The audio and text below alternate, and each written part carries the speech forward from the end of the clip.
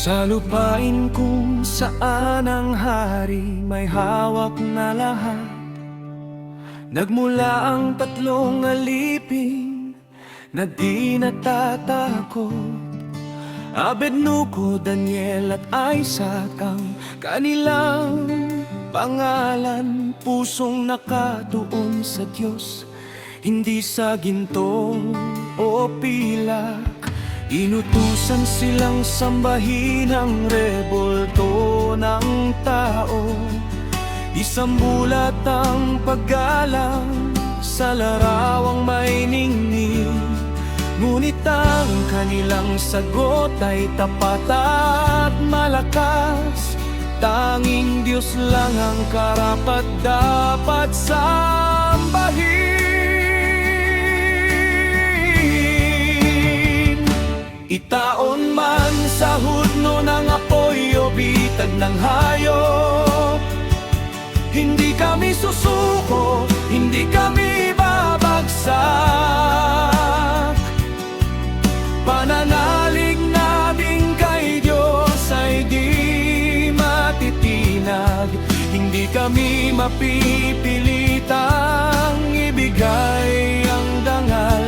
Itaon man sa lahat ng pagsubok na darating, kasama namin siya, ang aming tagapagligtas.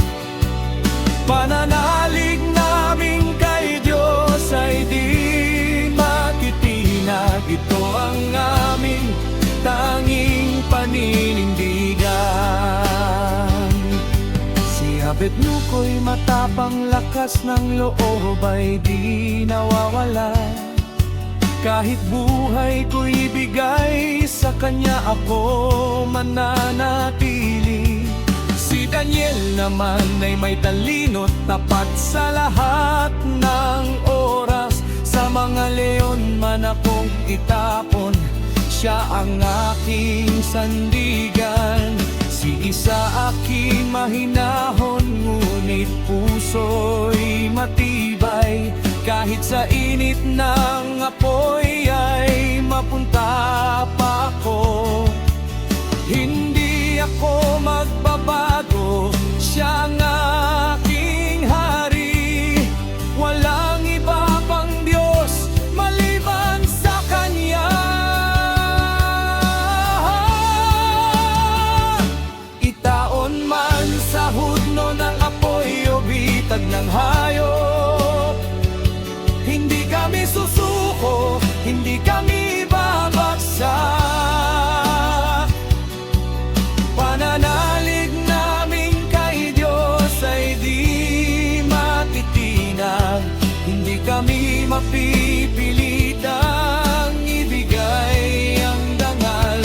Itaon man sa lahat ng pagsubok na darating, kasama namin siya, ang aming tagapagligtas. Pananalig namin kay Diyos ay di matitinag. Ito ang aming tanging paninindigan. Nakita ng hari ang kanilang lakas na di maipinta. Walang sugat, walang takot, bunga ng kanilang pananampalataya. Sinabi niya, ang Diyos ninyo ay tunay na makapangyarihan. Siya rin ang aking Diyos, Kanyang karapat-dapat sambahin. Ang kanilang kwento'y naging liwanag sa madilim na daan. Patunay na ang pananalig ay mas malakas pa sa lahat ng kapangyarihan.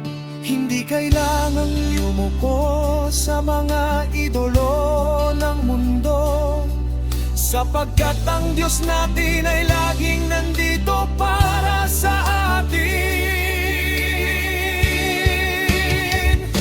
Itaon man sa hudno ng apoy o bitag ng hayop, hindi kami susuko, hindi kami babagsak.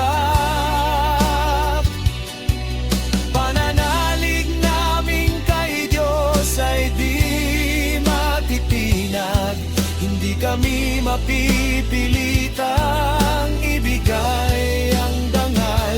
Itaon man sa lahat ng pagsubok na darating, kasama namin siya, ang aming tagapagligtas. Pananalig namin kay Diyos ay di matitinag. Ito ang aming tanging pangindigan. Abednego, Daniel, Isaka, kanilang ipinakita ang landas ng pagtitiwala sa Diyos na walang katapusan. Pananalig na di natitinag, isang aral na dapat tandaan.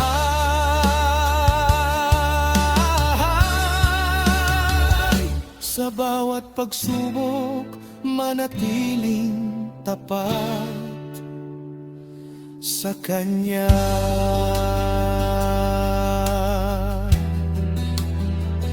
Tanging Diyos lang ang ating sinasamba. Pananalig natin ay di